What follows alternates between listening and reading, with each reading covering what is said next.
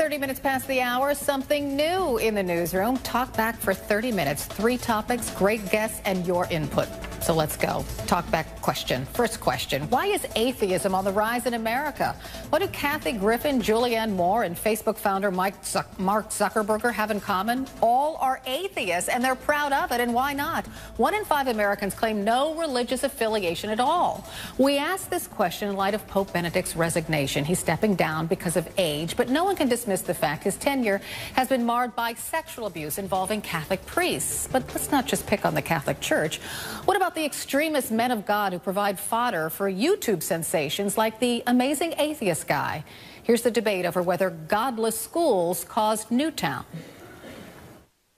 We've kicked God out of our public school system. And I think God would say to us, hey, I'll be glad to protect your children, but you got to invite me back into your world first. God didn't save the kids because he's not allowed in school. So all of a sudden, God just respects the law of man? Isn't he an all-powerful being?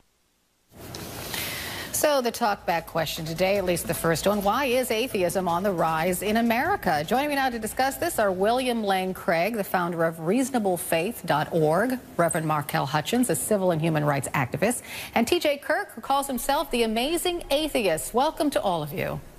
Thank you. Okay, I'm going to address the first question to you, Will, because the Pope is resigning at the end of the month, and you say that this resignation comes at a time when the Catholic Church was trying to combat atheism. Yes, the rise in the non-religious, or the rise in secularism in Western society, has been one of the concerns of the current Pope. He faces tremendous challenges to Christianity from both the left and the right, and this Pope has stood like a bulwark against the challenge of secularism on the left and then the challenge of militant Islam on the right. And I have tremendous respect for him for his resignation today, because it shows that this Pope is not content to be a mere figurehead.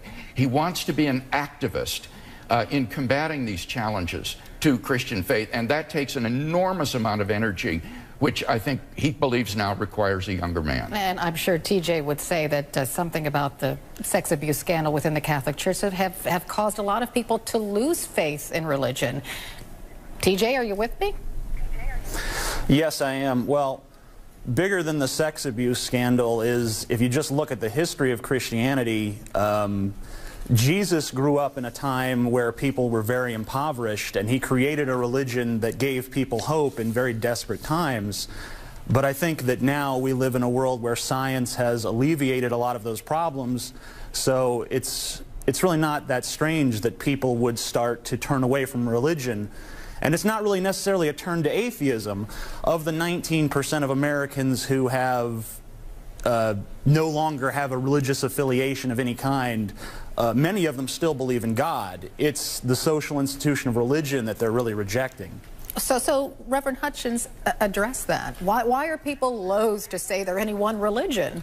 Well, I think that he's right. TJ's right in one real sense, and that is just because we don't identify, or some don't identify themselves as having a particular religious persuasion does not mean that they are atheists. Religion is an expression of spirituality. So I think there is a major difference in whether or not people are actually non-religious and whether they don't believe in God or the existence of God overall. I think a growing number of Americans are struggling and grappling with this issue of, is there a God that really exists? When we look at our starving economy, when we look at the fact that people are still losing their homes to foreclosure, mass shootings in school, so many things that are really challenging to our nation and our world, it causes people who may not be faith-oriented anyway to question the existence of this God that we talk about and we preach about in Christian pulpits across the country. So you're the theologian, Bill, so, you know, yes, people do wonder why God allows these things. Yes, and I appreciate TJ's honesty in saying that we shouldn't equate non-religious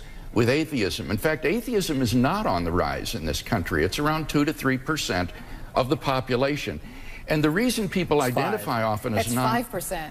I think it's 2 to 3 from the studies I've seen.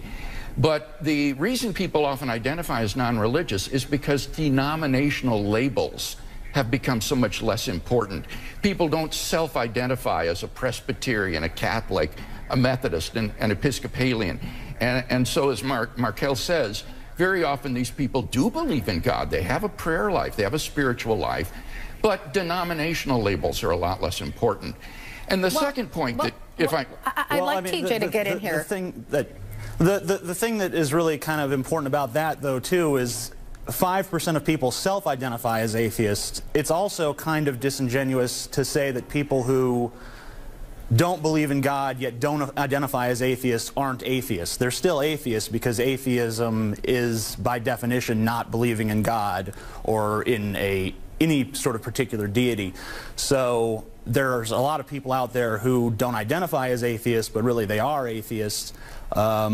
So I think it's actually probably a little higher than 5%, but 5% is the number of people that self-identify as atheists. Okay, sadly, we're going to have to wrap this up, but it was fascinating.